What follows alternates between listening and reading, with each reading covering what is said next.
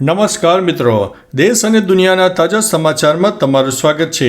સૌથી મોટા સમાચાર સામે આવી રહ્યા છે ગંભીરા પુલ દુર્ઘટનામાં મૃત્યુ આંક 15 જેટલો થઈ ગયો છે।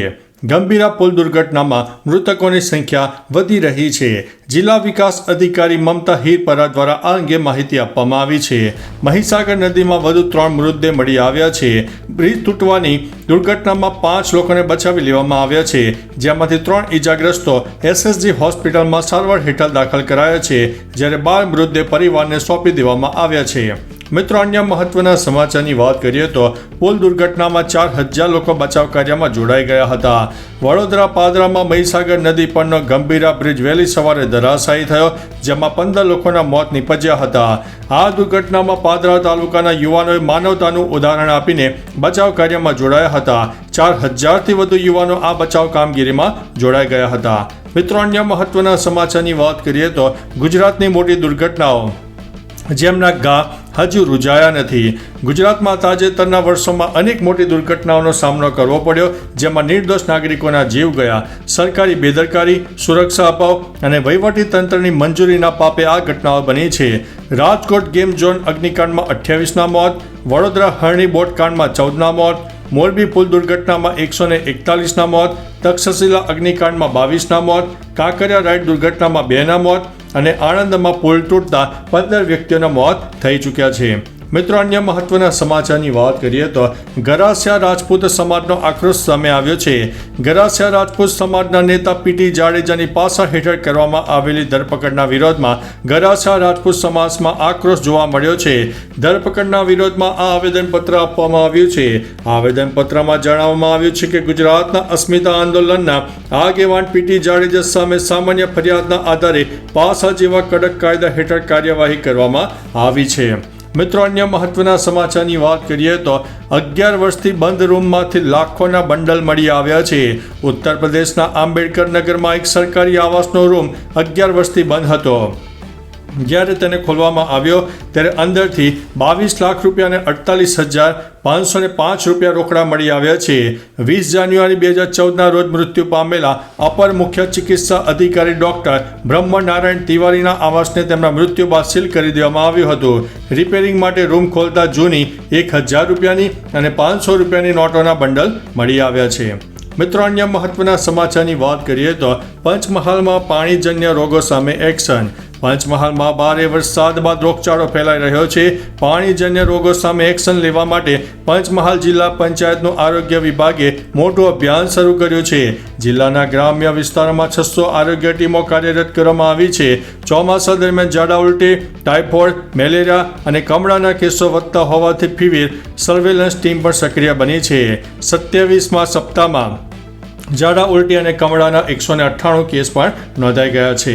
મિત્રો, અન્ય મહત્વના સમાચારની વાત કરીએ તો ન્યૂ મેક્સિકોમાં પૂર, ઘરો પણ તણાયા, અનેક લોકો લાપતા।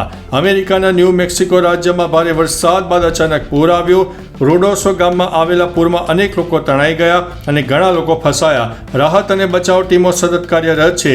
નેશનલ વેધર સર્વિસે ફ્લેશ ફ્લડ ઇમરજન્સી જાહેર કરી છે। આ જ વિસ્તારમાં ગયા વર્ષે જંગલમાં આગ લાગી હતી। ટેક્સાસમાં 100થી વધુના મોત અને 161 લોકો લાપતા થયા બાદ હવે ન્યૂ મેક્સિકોમાં પણ આફત આવી ગઈ છે। મિત્રો, અન્ય મહત્વના સમાચારની વાત કરીએ તો દહેજ અને ભરૂચ માર્ગની ખરાબ સ્થિતિ જોવા મળી છે। ભારે વરસાદ બાદ દહેજ ભરૂચ માર્ગની સ્થિતિ કથળી રહી છે। માત્ર 40 કિલોમીટરના અંતરને કાપવા પહેલા 1 કલાકનો સમય લાગતો હતો। હવે વરસાદ બાદ રસ્તાની હાલત બહુ ખરાબ થઈ ગઈ છે, જેના કારણે કામદારોને એ જ અંતર કાપવા માટે 1.5 થી 2 કલાક જેટલો સમય લાગતો હોવાથી કામદારોમાં ભારે આક્રોશ જોવા મળી રહ્યો છે। મોટા ખાડાઓને કારણે વાહન ચાલકોને મુશ્કેલી ભોગવવી પડી છે। મિત્રો, અન્ય મહત્વના સમાચારની વાત કરીએ તો પાકિસ્તાનમાં તખ્તા પલટનો સમય આવી ગયો છે। પાકિસ્તાનથી મોટા સમાચાર સામે આવ્યા છે। મળતી માહિતી અનુસાર પાકિસ્તાનમાં ટૂંક સમયમાં તખ્તા પલટ થવાનો છે। રાષ્ટ્રપતિ આસિફ અલી ઝરદારીએ ટૂંક સમયમાં પદ છોડવાનું કહેવામાં આવી શકે છે। આર્મી ચીફ ફિલ્ડ માર્શલ અસીમ મુનીર દેશના નવા રાષ્ટ્રપતિ બની શકે છે। સ્વાસ્થ્ય કારણોસર ઝરદારીને તેમના પદ પરથી દૂર કરવામાં આવી રહ્યા છે। ઝરદારીએ માંગ કરી છે કે બિલાવલ ભુટ્ટોને PM પદ સોંપ્યા બાદ તેઓ રાજીનામું આપશે। મિત્રો, અન્ય મહત્વના સમાચારની વાત કરીએ તો ઉદ્ઘાટન પહેલા જ ધોવાયો છે પુલ. રાજસ્થાનના જૂનું જિલ્લામાં ઉદ્ઘાટન પહેલા જ રાજ્ય ધોરીમાર્ગ એક નવો બનાવવામાં આવેલો પુલ ધોવાઈ ગયો છે. આ ઘટના ઉદયપુર વતી જિલ્લાના બાગોલી વિસ્તારની છે. રવિવારે ભારે વરસાદ બાદ અહીં પસાર થતી કાટલી નદીમાં પાણીનું સ્તર અને ખૂબ જ પ્રવાહ વધી ગયો, જેના કારણે નવો બનેલો પુલ પણ ધોવાઈ ગયો હતો. આ પુલનું ઉદ્ઘાટન કરવાનું પણ બાકી હતું. મિત્રો, અન્ય મહત્વના સમાચારની વાત કરીએ તો ચીન, પાકિસ્તાન અને બાંગ્લાદેશ ગઠબંધન ભારત માટે હવે ખતરો છે. ભારતના chief of defence staff general Anil ચૌહાણે ચેતવણી આપી છે કે ચીન, પાકિસ્તાન અને બાંગ્લાદેશનું સંભવિત જોડાણ ભારતની રાષ્ટ્રીય સુરક્ષા માટે મોટો ખતરો છે.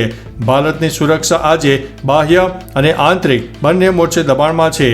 તેમણે આર્થિક સ્થિરતા અને સામાજિક એકતાને રાષ્ટ્રીય સુરક્ષાનો પાયો ગણાવતા કહ્યું છે કે જો ભારત આંતરિક રીતે નબળું પડશે તો બાહ્ય જોખમો વધુ અસરકારક બનવાના છે. મિત્રો, અન્ય મહત્વના સમાચારની વાત કરીએ તો પુલ દુર્ઘટના અંગે અમિત ચાવડાએ શું કહ્યું? વડોદરાના પાદરામાં મહીસાગર નદી પરનો ગંભીરા બ્રિજ વહેલી સવારે તૂટી પડ્યો. આ અંગે કોંગ્રેસ નેતા અમિત ચાવડાએ જણાવ્યું છે કે ગંભીરા પુલ ખૂબ જ જૂનો હોવાથી સતત એવું કહેવામાં આવી રહ્યું છે કે તેની સમય મર્યાદા પૂરી થવા આવી છે. આવી સ્થિતિમાં નવો પુલ બનાવવો જોઈએ, પરંતુ સરકારે કોઈનું સાંભળ્યું નહીં અને અકસ્માત ગુજરાત સરકારની બેદરકારીનું પરિણામ છે. મિત્રો, અન્ય મહત્વના સમાચારની વાત કરીએ તો ડાંગમાં મોન્સૂન દરમિયાન રસ્તાઓની મરામત. ડાંગ પંથકમાં ચોમાસામાં રસ્તાઓની મરામત ચાલુ થઈ ગઈ છે. વરસાદ અને વાવાઝોડાને કારણે વૃક્ષો પડવા, ભૂસ્ખલન અને માર્ગોને નુકસાન થયું છે. આ પરિસ્થિતિમાં રાજ્ય માર્ગ અને મકાન વિભાગે યુદ્ધના ધોરણે કામગીરી શરૂ કરી છે. 80 કર્મચારી અને 8 JCB સાથે 24 કલાક કામગીરી કરી રહ્યા છે. કટોકટીની પરિસ્થિતિમાં તાત્કાલિક પ્રતિસાદ આપવા માટે આ ટીમ સજ્જ છે. મિત્રો, અન્ય મહત્વના સમાચારની વાત કરીએ તો બ્રિજ દુર્ઘટનાના પડઘા અમદાવાદમાં પણ પડ્યા. પાદરામાં જે બ્રિજ દુર્ઘટના થઈ તેમાં 15 લોકોના જીવ ગયા છે, સાથે 5 લોકો ઘાયલ થયાના અહેવાલ છે. આ પછી હવે અમદાવાદ મ્યુનિસિપલ કોર્પોરેશન એક્શનમાં આવી ગઈ છે. હવે અમદાવાદ શહેરમાં જૂના બ્રિજનું સર્વે હાથ ધરવામાં આવશે, જેમાં તમામ જૂના બ્રિજના સ્ટ્રક્ચરની તપાસ કરવામાં આવશે.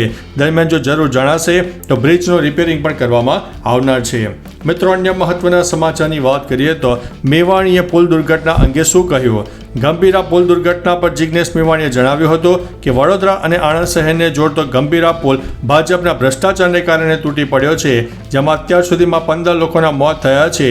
મોરબીની ઘટના, તક્ષશિલાની ઘટના, હરણીની ઘટના, રાજકોટમાં આગની ઘટના, આ બધી ઘટનાઓ પછી પણ નરમ મુખ્યમંત્રી કોઈ પરવા નથી. ખૂબ જ શરમજનક બાબત છે. તો ચાલો મિત્રો, ફરીથી દેશ અને દુનિયાના સુપરફાસ્ટ સમાચાર લઈને મળતા રહીશો. ત્યાં સુધી અમને રજા આપશો. નમસ્તે.